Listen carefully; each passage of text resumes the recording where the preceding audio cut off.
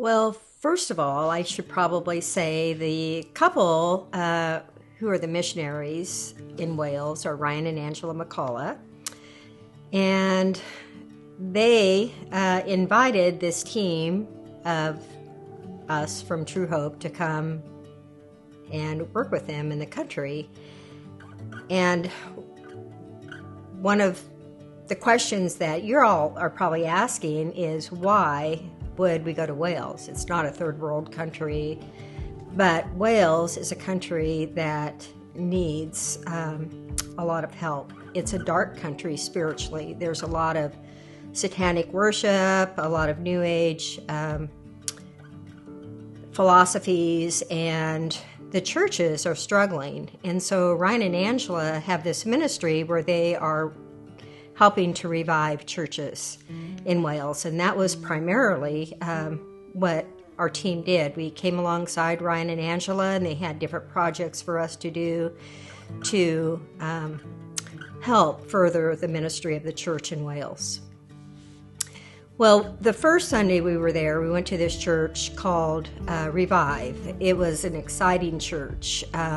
It was an on-fire church, a lot of life. I was overwhelmed and actually spent quite a bit of time crying through the service. God really touched my heart. And so a couple days later, they had our team come in and work with a ministry, an outreach ministry that they do, and it was a mother and toddler group, and they would invite moms from the community and their young children to come in and just hang out and play and have tea and toast. Tea and toast is a very big deal there. There's no jam on the toast. It's just toast and butter. And so part of our team helped serve, other part of the team worked with children, and I chose to work with moms. And so there were two time slots, and during that time I met two different moms. Well, one of the moms, her name was Michelle. She was actually British. And I did not understand that the Welsh people still have hard feelings towards the British. And so as I was visiting with Michelle, I asked her if she had any friends. She goes, no. Her husband, who was also British, moved them to Wales probably 11 years ago, and she was in the middle of a divorce. He was a narcissist, and she had finally just had enough and decided to leave him. And so she was very alone, and she had this little boy that wasn't quite 2 years old that she was trying to survive with. And as I got to visit with her, I found out she does not know the Lord. She doesn't even go to church at the Revive Church. She goes to a spiritual church, which is probably a satanic church. There's a lot of satanic churches in the country. And so I explained to her what I experienced just 2 days prior at the church service. And the church service is set up so that people who are not believers can come in. I mean, they have chairs up front, then they have some tables behind the chairs, and then they have kind of a play station in the very back where newcomers can come and just hang out by the back door. And so they have a chance to hear the Word of God and stay for the whole service if they want, or they can escape if they don't feel comfortable. But I encouraged her to come and visit on the Sunday morning, some Sunday morning, and just check out what the Revive Church was all about.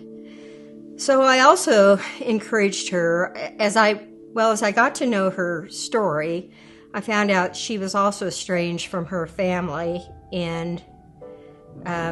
back in England. She hadn't seen them for 13 years. And I told her, and the other thing I found out about her is she had no friends.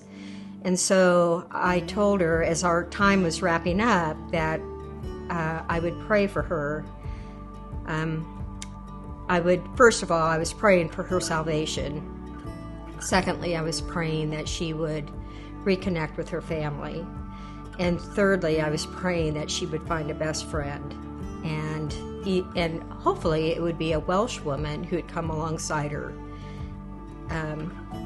And she had told me in her story that the Welsh women are pretty cliquish, and sometimes, if there weren't a group of Welsh women, maybe if there was just one gal, they might come and visit with her, but if there was a group of them, they tended to, hang out by themselves. So anyway, that was one experience. I mean, my heart ached for this woman, and I pray for her, and I'm hoping to get updates. So the next story I'd like to share is there's another church named the River Church. It was a few miles away, maybe 15, 20 minutes a while. It was also a church that is pretty exciting. And God had laid on the pastor of that church to plant a church up in one of the valleys. And that valley would be, that town was called Trehagar. And we did a prayer walk through that town one day. And I had the privilege of being able to pray with Angela, our missionary gal, and another gal named Lucy. Now, Lucy has a very interesting story. She was a woman who was several months prior deep into the occult. And she was like one step away of having been exposed to everything. And so she became a Christian, and then several months later, God, through a prayer ministry, healed her mind and took away a lot of the trauma that she had experienced during the time that she had been in the occult. So she also was with me as we prayer walked through this town of Trehagar. And Trehagar, we found out, was a town that had a lot. It was a dark town, spiritually, very dark. A lot of satanic worship took place there. And we were able to pray for this community and pray for the new church that was going to be planted. So those are my two favorite stories. God is sovereign, He's in control, and He is stronger and more powerful than Satan. And I believe that the ministry in Wales will be revived, and there will be another revival coming up. So I'm excited for that.